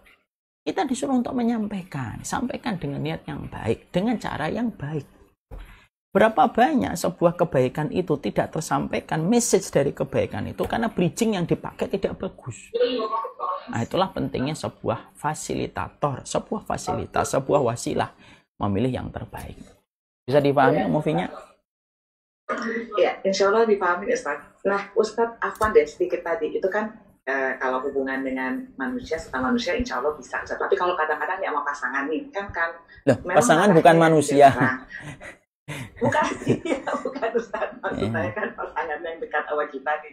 Jadi kalau lagi emosi gitu kan Ustaz, yang lagi marah itu, kadang-kadang kan takut nanti kata-katanya itu tadi Ustaz yang harus packagingnya baik, nggak bisa keluar. Jadi daripada kita ntar salah ngomong, kita tadi melipir dulu. Nah itu Ustaz, melipir tapi kita pergi dulu deh supaya nggak ngeliat mukanya dulu atau gimana gitu. Itu boleh nggak sih? Ya boleh lah, nggak apa-apa. Tapi jangan keluar rumah, Kalau perempuan haram, dosa besar keluar dari rumah. Saya ingatkan ya, ini dosa besar yang banyak dianggap remeh oleh banyak perempuan, para istri. Marah dia sama suaminya, lalu keluar dari rumah. Haram hukumnya. Kalau dia meninggal, dia dalam kondisi dilaknat oleh Allah dan Rasul. Selesaikan. Karena apa? Menikah itu ada komitmen, ada kewajiban, ada konsekuensi. Konsekuensi dalam pernikahan itu apa? Segede apapun bom meledak di dalam rumah tangga, jangan keluar. Jangan keluar. Baik keluar dari rumah atau keluar pembicaraan ini kepada orang banyak. Tidak barokahnya satu kehidupan rumah tangga itu ketika apa? Masalahnya sudah diceritakan ke banyak orang. Makanya saya tertarik kepada apa yang pernah disampaikan oleh seorang ulama. Kalau kamu ingin melihat suami istri baik atau tidak, perhatikan siapa yang pertama kali membocorkan keburukan dari pasangannya. Itulah yang paling buruk. Itulah yang paling buruk. Ya. Maka silahkan untuk kemudian keluar, silahkan untuk menjauh dari suami, silahkan menjauh dari istrinya dulu. Entah dia naik ke atas, lantai 2, gitu. Kemudian pasangannya di bawah, silahkan, selama tetap satu rumah. Kalaupun ingin keluar rumah, itu pun harus izin dari suami, misalkan dari pihak istri. Ternyata, saya pengen ke atas, tapi kita tidak punya lantai 2, ternyata. Kamu sih bangun rumah cuma lantai 1. Kalau marah gini kan saya bingung. Nah, boleh nggak keluar dulu ke rumah? Ya udah saya izinkan kamu keluar dulu sehari, nanti balik ya. Nah itu kalau sudah diizinkan suami silahkan. Tapi jangan keluar dari rumah kalau memang tidak diperkenankan. Selesaikan dulu, itu konsekuensinya. Kalau sudah selesai dalam bentuk apapun, entah itu diteruskan pernikahannya atau kemudian dihentikan pernikahannya dalam bentuk jatuhnya sebuah talak atau jatuhnya khulu dari pihak istri. Kalau sudah selesai silahkan untuk keluar. Tapi selama itu belum ditentukan secara sah di dalam syariat maka tidak boleh. Melipir, pergi dulu supaya tidak berjumpa boleh. Selama dalam konteks satu rumah. Kalaupun harus keluar rumah, seorang istri harus minta izin dari suaminya. Allah alam bisa. Bisa dipahami. Baik, Ustaz. Barakallahu fikum, Ustaz. Ya, Ustaz. Baik, Ustaz, ini insya Allah dari pertanyaan insya Allah akan dibacakan oleh Uti Farah. Tafadhol Uti Farah. Ya utikinya, jazakillah khair. Ya, Assalamualaikum warahmatullahi wabarakatuh, Ustaz. Waalaikumsalam warahmatullahi wabarakatuh. Ya, Ustaz izin membacakan pertanyaan ya, Ustaz. Izin diberikan insya Allah. Ya, pertanyaan pertama. Assalamualaikum Ustaz, izin bertanya, bagaimana memaafkan orang tua yang dulu sering marah-marah dan membentak anak serta menghajar anaknya waktu kecil? Ini pelajaran bagus banget, Om. Hutang pengasuhan itu hanya bisa satu yang dilakukan. Mengharapkan keberkahan anak kita ketika memaafkan orang tua kita. Supaya anak kita memaafkan kesalahan kita. Karena apa yang kita lakukan kepada orang tua, itulah yang tercermin dari perbuatan anak kepada kita. Memutuskan mata rantai hutang pengasuhan itu harus dengan sebuah keimanan kepada Allah. Dia memaafkan orang tua dengan segala keterbatasan yang dia miliki, dengan segala kesalahan yang pernah dilakukan semata-mata karena Allah, supaya anak memiliki samudra maaf di dalam hati mereka dan jiwa mereka untuk kita, sebagaimana kita melebarkan samudra rahmat pada hati kita untuk orang tua. Ini kayak bola salju, teman. Kalau akhirnya kita biarkan tanpa kita sadari dan kita putus mata rantainya, harus ada yang memutuskan mata rantai ini, harus ada yang menjadi icebreaker-nya, ini harus diputus ini. Itu dengan kita mengingat kebaikan akhirat. Memaafkan orang tua itu merupakan bentuk birrul walidain. Birrul walidain itu kan nggak selamanya kamu pijitin, kamu bersamai, kamu antar dia sakit, kamu maafkan kesalahannya, itu termasuk birrul walidain. Cek di semua kita para ulama. Apa itu birrul walidain? Berbakti sama orang tua itu apa? Salah satunya, maafkan kesalahan.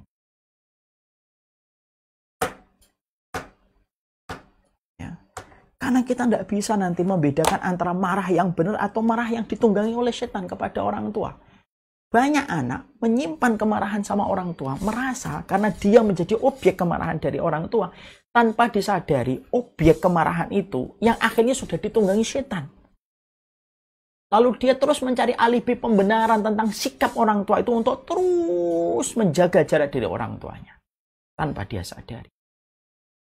Setan bertepuk tangan dengan sikap yang diambil. Bola salju itu turun. Akhirnya apa? Tidak sadar. Anak-anaknya pun nanti kelak memperlakukan dia begitu. Persis sebagaimana dia tidak bisa memberikan birrul walidain terbaik kepada orang. Icebreaker-nya di mana, Ustaz? Ingat sama Allah.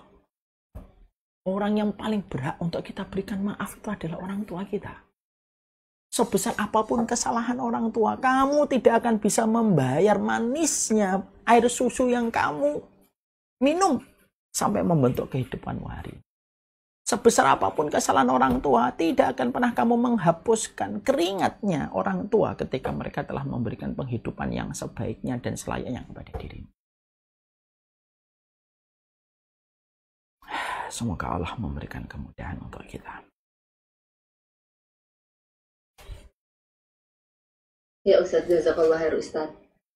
Pertanyaan selanjutnya, bagaimana jika suami marah-marah, kita sudah sabar menahan, tetapi semakin kita diam, suami semakin marah. Nah, setelah istri bersuara agak keras, baru suami diam. Itu bagaimana tuh Ustadz? Ya, itu sih hal yang wajar lah dalam rumah tangga kadang-kadang ya ada semacam itu kan, kita tidak mungkin melahirkan konsep ideal dalam rumah tangga terus bagus terus, nggak mungkin. Artinya hal semacam itu dalam satu sisi harus kita maklumi. Di sisi yang lainnya mungkin salah satu yang harus selalu kita evaluasi dalam kehidupan berumah tangga itu adalah bagaimana kita memiliki kualitas komunikasi yang baik. Ini yang kita harus selalu minta kepada Allah. Banyak persoalan rumah tangga itu ternyata basicnya adalah komunikasi yang kurang baik, komunikasi yang kurang terjalin baik, seni memahami pasangan ketika marah. Artinya ada banyak kualitas atau quality time yang harus terbentuk dari suami istri gitu ya, dalam persoalan-persoalan yang sifatnya bisa menjadi bom waktu untuk mereka, yaitu dengan saling membicarakan. Dan ini adalah proses evaluasi untuk kita semuanya. Kita pasti di dalam rumah tangga, pasti nggak ada bom-bom waktu yang bisa meledak setiap saatnya. Pasti, siapapun keluarga itu, hatta keluarga Rasulullah pun pernah memiliki masalah-masalah klimaks di dalam rumah tangga beliau sendiri, Shallallahu Alaihi Wasallam bersama para ummahatul mukminin. Padahal istri-istrinya Nabi adalah penduduk surga dan Nabi sendiri pun adalah pemimpin penduduk surga. Bom-bom waktu itu pasti ada. Ya kita yang harus selalu waspada dengan kita saling berdoa kepada Allah, dengan saling membicarakan dan saling mengkomunikasikan. Ada meeting point yang harus kita pertemukan, yang harus kita bertemu antara kita dengan istri kita dan suami kita. Kalau saya marah begini, sembari kita memahami bahasa tangki kasih sayang masing-masing dari kita. Ini ada satu hal yang mungkin kita harus paham ya. Ummu Farah tahu nggak kalau setiap suami istri itu tangki kasih sayangnya beda-beda? Paham tentang masalah ini nggak, Ummu Farah?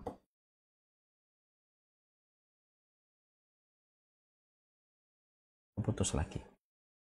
Suami istri itu pasti ada tangki kasih sayang yang berbeda-beda. Ada tangki kasih sayangnya seorang suami itu apa? Tangki kasih sayangnya adalah full service. Artinya disentuh, dikasih khidmah, diservis. Maka itu menjadi tangki kasih sayang. Ketika tangki kasih sayang itu terpenuhi, terisi, kayak bak yang terisi, maka meminimalisir kemarahan dan kekecewaan. Kalau tangki kasih sayangnya tercukupi. Ketika kita mendapati istri, tangki kasih sayang istri juga beda-beda. Ada tangki kasih sayang istri itu bukan full service, tapi pelukan, rabaan, usapan. Itu kalau itu terperhatikan dengan baik, maka tangki kasih sayangnya itu menjadi penuh. Ternyata hal sederhana kayak gini banyak di antara kita kadang-kadang tidak paham. Suami kita, istri kita, tangki kasih sayang habis. Akhirnya apa? Semua masalah akhirnya bisa menjadi sebuah bom waktu. Nah, ini pula yang menjadikan kita melihat bahwasanya dalam persoalan pertanyaan ini harus dilihat sebagai big picture-nya itu apa. Oh, ada banyak hal. Oh, ada komunikasi, ada tangki kasih sayang yang harus dipenuhi. Dan kita harus mengenal itu dari pasangan-pasangan kita. Oh, tangki kasih sayang istri saya itu pelukan, usapan, itu tangki kasih sayang istri saya, misal begitu. Oh, tangki kasih sayang suami saya itu apa? Oh, tangki kasih sayang suami saya itu adalah perhatian. Harus sering ditanya, harus sering kemudian direspon, quick respon. Itu tangki kasih sayangnya. Kalau itu saling memperhatikan dalam semua perkara, maka semoga kita mengharapkan keberkahan di dalam rumah tangga. Mungkin lebih layak ditanyakan kepada orang-orang yang memiliki ilmu mendalam tentang masalah rumah tangga. Wallahu a'lam bishawab. Ya Ustaz, jazakallah khair Ustaz. Nah ini, paham ya bahasa tangki kasih sayang suami istri? Ya Ustaz, insya Allah. Ya, silahkan. Ya, ada pertanyaan lagi Ustaz. Nah, ini ada suami dan istri sedang proses perceraian. Si suami sudah 2 kali mengajukan cerai. Tapi perceraian pertama itu ditolak oleh pengadilan. Kemudian karena kekeh mau bercerai, si suami mengajukan lagi untuk yang kedua kalinya dengan mengatakan sesuatu yang tidak benar dengan kenyataan, Ustaz. Nah, bagaimana Ustaz? Gimana Om Afan? Afan Om? Tadi keputus-putus gimana dari awal?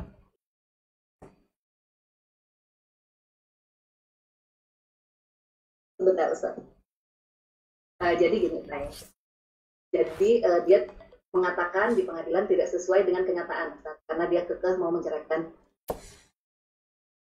istrinya. Jadi bagaimanakah si istri ini, apakah mengikuti saja dengan pengakuan suami yang tadi sebenarnya tidak sesuai dengan kenyataan, atau dia berusaha untuk membela diri? Nah, kemudian pertanyaannya lagi nih Ustadz, kapankah masa iddah itu? Apakah pada saat berpisah rumah nih, karena sekarang prosesnya pengadilan, jadi mereka berpisah rumah, apakah itu terhitung masa iddah si perempuan, atau pada saat nanti diketok palu di pengadilan gitu Ustaz? Karena pada saat berpisah rumah pun kadang si suami masih minta untuk dilayani oleh si istri. Dilayani apa? Pada Ustaz? Pertama dilayani apa dulu? Dilayani servis biasa atau dilayani ibu? Minta untuk berhubungan. Saya jawab secara fikih saja tentang masalah ini. Ketika ada seorang suami ingin menceraikan istrinya, dialah yang bertanggung jawab kepada Allah apakah alasan yang dia miliki syar'i atau tidak syar'i. Kalau dia sudah berkeinginan kuat untuk menceraikan istrinya, maka sang istri yang melihat kepada kemampuan dirinya. Kalau dia masih ingin mempertahankan, ya coba cari minta keridhaan dari suaminya. Kalau kita melihat bahwasanya suami sebenarnya baiklah, cuma lagi emosi, misalkan begitu. Karena sang istri masih melihat kebaikan pada rumah tangga itu. Maka yang dilakukan tidak perlu membela dan yang lainnya. Cari aja keridhaan apa yang bisa membuat hati seorang suami itu luluh kembali. Ya. Karena apa? Hak untuk menceraikan itu sepenuhnya ada pihak tangan laki-laki. Lah dialah yang bertanggung jawab nanti di hadapan Allah apakah alasan yang dia miliki syar'i atau tidak syar'i. Ya, sang istri hanya menerima. Kalau dia dalam posisi ingin untuk mempertahankan, cari keridhaan dari suaminya. Kalau dia masih melihat ada kebaikan. Kalau memang tidak bisa melihat kebaikan, apapun yang disampaikan suami yang tidak sesuai dengan kenyataan, maka itu tanggung jawab seorang suami menuduh itu kepada istrinya di hadapan Allah kelak. Ini secara fikih begitu. Masa iddah itu kapan dihitung? Sejak kalimat cerai diucapkan. Bukan lewat administrasi negara. Administrasi negara itu hanya untuk menetapkan secara administratif. Contoh, ada seorang suami berkata sama istrinya, saya cerai kamu hari ini. Ini tanggal berapa ini? Tanggal 21 Juli. Saya cerai kamu hari ini. 21 Juli. Maka semenjak tanggal 21 Juli sampai 3 kali masa suci si istri, maka sudah terhitung. Walaupun secara administratif, ini misalkan 3 bulan, sekarang kan Juli, Agustus, September, Oktober. Oktober akhir sudah selesai, kira-kira kurang lebihnya dalam masa iddah. Ternyata secara administratif, itu baru selesai di bulan November, baru jatuh kata cerai secara administratif. Yang dihitung bukan secara administratif, tapi dihitung pertama kali ketika kalimat talak itu diucapkan. Kalau sudah kalimat talak itu diucapkan, sudah. Tidak ada hubungan suami istri. Kalau ada hubungan suami istri itu mah namanya suaminya belum niat untuk talak. Talak kok masih menghubungi suami istrinya untuk berhubungan. Ini nggak ngerti fikih, nggak ngerti hukum ini. Kalau dia kembali mendatangi istrinya untuk melakukan hubungan biologis, maka itu rujuk kembali. Itu namanya rujuk. Kalau setelah itu dia ngomong lagi cerai dan tetap melanjutkan prosesnya, itu sudah datang lagi 2. Hati-hati loh. Kalau sudah 3, selesai. Kamu tidak akan bisa lagi menikahi mantanmu sampai mantanmu dinikahi sama laki-laki lain dan diceraikan dengan tanpa sebab kita. Dan kita menikahi perempuan lain sampai kemudian kita bisa menikahi mantan kita yang dulu itu. Itu yang kita harus paham. Ini yang saya pahamkan dari sudut pandang fikihnya. Wallahu a'lam bishawab.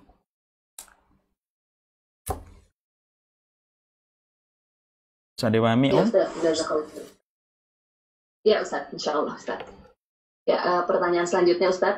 bagaimana menyikapi orang yang selalu bercakap kurang bagus perkataannya, kata-kata kasar, apabila memanggil orang juga seperti kata idiot gitu Ustaz. Nah, padahal orang tersebut tahu agama Ustaz. Bagaimana? Ya, perkataan apapun yang kasar kepada pasangannya, siapapun yang mengucapkan, maka itu adalah barometer kedangkalan emosinya. Ya, tentunya ya harus ada sebuah perbaikan yang harus dilakukan dan dikerjakan. Sembari memohon kepada Allah supaya diberikan tuntunan kalimat-kalimat yang ma'ruf pada lisannya. Wallahu a'lam bishawab. Syukron Ustaz. Pertanyaan selanjutnya Ustaz. Dua lagi di ya media ya. sosial banyak. Ya. Baik Ustaz. Ya. Di media sosial banyak kejadian istri sah melabrak perusak rumah tangga. Apakah diperbolehkan memarahi perusak tersebut di depan umum dan dipublish di medsos Ustaz? Saya tanya sama Ummu Farah, sesama perempuan, boleh nggak semacam itu dilakukan? Tidak Ustaz.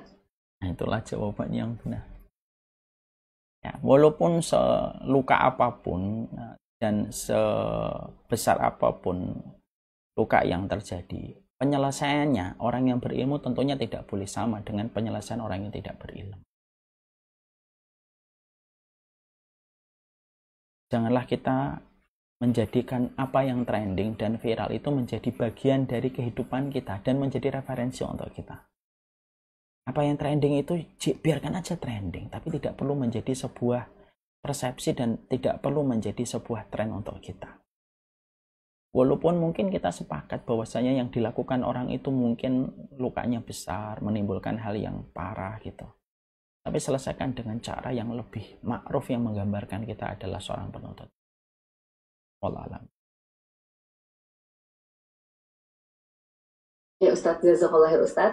Nah ini Ustaz menyambung pertanyaan yang tadi Ustaz, yang tentang sikap orang tua terhadap anaknya di waktu kecil, yang bersikap kasar tadi. Bagaimana kalau si anak ini sudah memaafkan, tapi ada trauma Ustaz terhadap orang tuanya itu gitu. Dan kadang jadi trauma di masa kecil yang tadi itu, sehingga susah dihilangkan Ustaz. Jadi kadang dia agak sedikit membentak orang tuanya atau gimana Ustaz?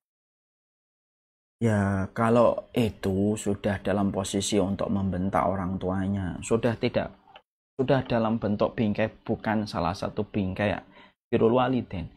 Janganlah kita hanya karena apa yang kita simpulkan menjadikan kita membenarkan sikap buruk kita kepada orang tua. Ketika orang tuamu meninggal, kamu akan merasakan itu sebagai penyesalan panjang tanpa ujung. Wallahu a'lam bishawab. Ustaz, jazakallahu khair Ustaz. Ini Ustaz. Benar Ustaz, contoh dua tanaman yang disampaikan Ustaz tadi katanya. Yang satu diberikan pujian dan satu lagi diberikan celaan. Itu seperti peneliti dari Jepang. Maaf. Iya. Ada tulisan itu jadi terbaca saya. Gini Ustaz. Ya Ustaz. Jadi gini Ustaz.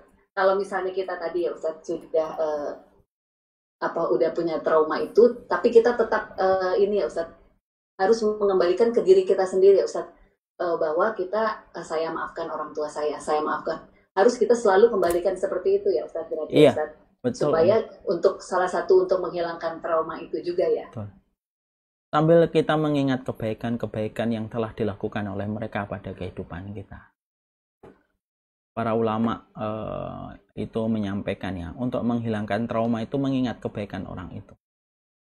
Mengingat kebaikan orang itu. Selama yang dilakukan orang itu tetap dalam perkara-perkara yang tidak sampai melampaui batas ya.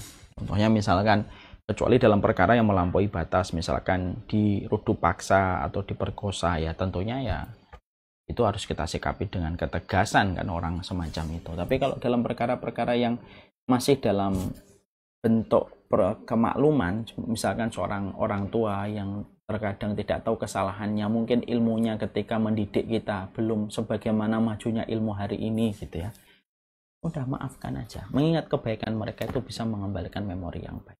Wallahu a'lam. Ya Ustaz, apakah masih ada waktu Ustaz? Bacakan pertanyaan satu lagi mungkin Ustaz. Satu saja insya Allah. Tafadhal Ya, Ustaz. Ini Ustaz. Saya punya teman yang suka meminta pendapat kepada saya. Setelah diberi masukan, pendapat saya ini dikonfirmasi lagi kepada teman lain. Setelah itu, mungkin teman lain itu bilang, oh pendapat dia itu salah gitu.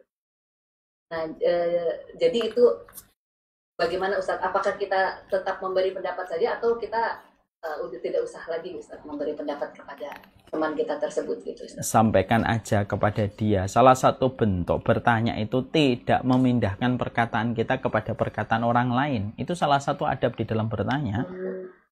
Jadi kalau kita bertanya, ini kasusnya banyak sekali di para thalibul ilmi. Saya mah sudah kenyang pertanyaan-pertanyaan kayak gini.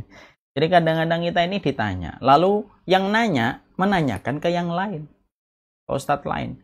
Lalu menceritakan, kalau ustadz ini kok begini ustadz? Itu nggak boleh sebenarnya. Silahkan kamu tanyakan ke ustadz yang lain sebagai sebuah bentuk tambahan referensi. Tapi menyenandingkan perkataan orang lain dengan perkataan orang yang kita tanya, ini akan menimbulkan ini akan membuka pintu-pintu setan. Kepada yang ditanya pertama, kepada diri kita, dan kepada pihak yang kedua.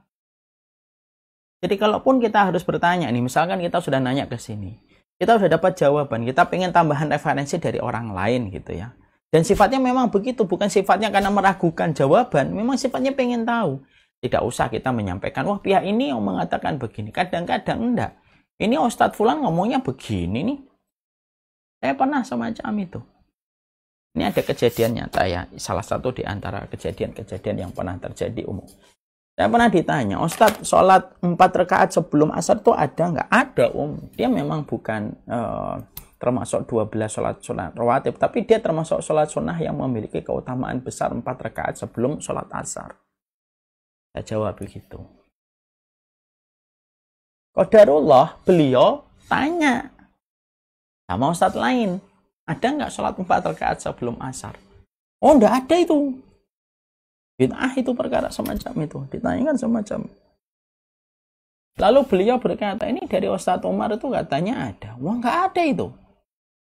Dah, dia dapat dari sana. Bawa lagi ke saya. Ustadz, antum kan mengatakan bahwasanya sholat 4 rakaat sebelum asar itu ada. Ada, Terus saya nanya sama Ustadz itu kok nggak ada? Lalu saya bilang, ini kalau bertanya sifatnya apa? Kalau sifatnya pengen tahu, tanya sampai selesai pertanyaan kepada saya. Jangan kemudian mau bandingkan dengan orang lain. Nah sekarang saya tulis tuh langsung. Saya ambil kertas, punya pulpen, punya. Saya tulis riwayatnya. Sampaikan kepada ustadz yang mengatakan itu tidak ada. Bawa lagi sama beliau kepada ustadz itu. Alhamdulillah ustadz itu akhirnya nerima. Dan beliau sih akhirnya, ternyata ada. Saya belum pernah baca ini. Artinya pelajaran yang ada pada hal ini adalah sikap semacam ini tentunya tidak ma'ruf sebagai penuntut ilmu. Makanya penuntut ilmu itu harus paham seni belajar, seni menuntut ilmu, seni bertanya yang diatur oleh syariat dalam bentuk akhlak dan bentuk adab. Wallahu a'lam bishawab. Mungkin itu yang bisa kita pelajari pada kesempatan ini ya. Semoga Allah memberkahi apa yang kita kaji pada kesempatan hari ini dan memberikan kebaikan dalam setiap urusan kita insya Allah. Amin. Ya Ustadz, jazakallah khair Ustadz, penjelasannya sangat jelas sekali Ustadz. Alhamdulillah. Ya, saya kembalikan ke UTV-nya, Tafadoli UTV-nya. Jazakallah khairan Uti Farah. Baik Ustadz, masyaallah amin. Kita telah dicapai oleh Ustadz hari ini tentang bagaimana kita harus bisa untuk menahan amarah kita dan memberikan maaf kepada orang banyak, karena itu merupakan salah satu ya Ustadz bagian dari kita memberi manfaat bagi orang banyak. Sebagaimana Rasul juga telah memberikan wasiat kepada kita supaya jangan marah sampai 3 kali ya kepada seseorang yang bertanya kepada beliau. Dan sebagai hamba Allah mungkin kita juga harus berusaha untuk melakukan meredam keinginan hawa nafsu itu. Dan melawan hawa nafsu itu tadi mungkin supaya kita bisa berlatih, berusaha keras untuk bisa menahan hawa nafsu marah tadi, itu adalah kita mengingat seperti Ustaz sampaikan firman Allah tadi di surat Ali Imran ayat 134 ya, bahwa Allah itu menyukai hamba-hamba yang Allah menyukai kebaikan. Salah satunya adalah bentuk menahan marah dan memberikan maaf kepada orang lain. Ada juga hadis ya Ustaz kurang lebih yang mengatakan bahwa Rasulullah bersabda, orang yang kuat itu bukan orang yang bisa mengalahkan lawannya, tapi orang kuat itu adalah orang yang mampu mengendalikan diri dalam ketika dia marah. Ustaz. Kurang lebih itu kalau alam Ustaz. Kafatul Ustaz silakan ditutup closing statement dan dengan doa kafatul Mas. Kafatul Ustaz. Sebelum saya menutup dengan closing statement kesempatan hari ini, izinkan kami untuk menyampaikan teaser Samilah Series yang ke-6. Samilah Series yang ke-6 akan mengambil sebuah tema besar, yaitu adalah This is the End, mengambil pelita pada gelapnya zaman fitnah. Setelah kita kemarin dengan izin Allah berikan kemudahan menyelesaikan The Homeland of Salihin, hampir sekitar 7.000-an yang ikut dalam peserta Samilah Series yang kelima, maka kami dengan berbagai macam alasan yang kami renungkan, kami pertimbangkan secara mendalam, Samilah Series yang ke-6 insya Allah mengambil tema This is the End, perjalanan meraih pelita pada gelapnya zaman fitnah. Inilah teasernya, 1 menit saja. Insya Allah semoga bisa memberi faedah maklumat.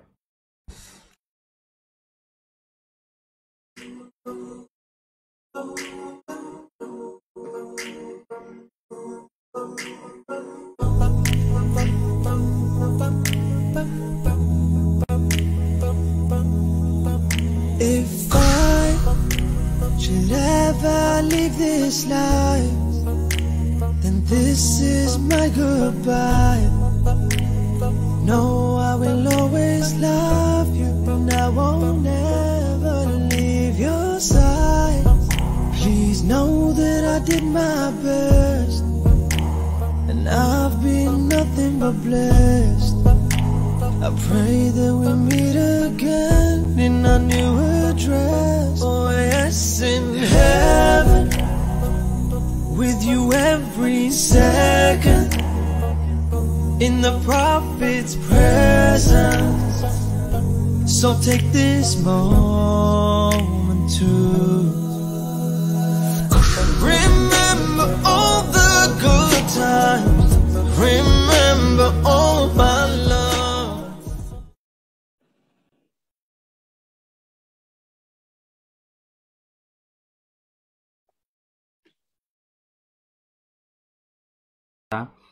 Dengan sebuah keinginan kuat kita bahwasanya referensi yang paling penting itu bukan pada riwayatnya tetapi pada keberkahannya ketika kita dimudahkan untuk mengaplikasikan dan mengamalkan apa yang bisa mengundang kecintaan dan keridhaan dari Allah. Semoga kita termasuk deretan manusia yang kelak dipanggil oleh pintu surga yang bernama menahan marah dan memaafkan manusia. Semoga Allah memberikan keberkahan dalam setiap ilmu yang kita kaji. Semoga Allah memberikan keberkahan dalam setiap urusan kehidupan kita.